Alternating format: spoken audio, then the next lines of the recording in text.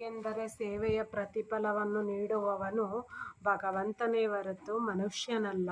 ಸ್ವಲ್ಪ ತಾಳ್ಮೆ ವಹಿಸಿದರೆ ಕೆಸರು ತಳದಲ್ಲಿ ನಿಂತು ಶುದ್ಧ ನೀರು ಉತ್ಪತ್ತಿಯಾಗೇ ಆಗುತ್ತದೆ. ನಮಗೆ ಅವಮಾನಗಳು ಅಪನಿಂದೆಗಳು ಆದಾಗ ನಾವು ಸ್ವಲ್ಪ ಹೊತ್ತು ತಾಳ್ಮೆ ವಹಿಸಿದರೆ ನಮಗೆ ಒಳ್ಳೆಯ ದಿನಗಳು ಬಂದೇ ಬರುತ್ತವೆ.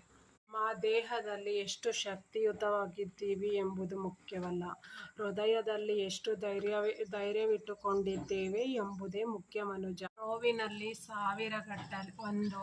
ನೋವಿನಲ್ಲಿ ಸಾವಿರಗಟ್ಟಲೆ ಕಣ್ಣೀರು ಹಾಕಿದೆ ಎಂದು ಕಷ್ಟಪಡಬೇಡ.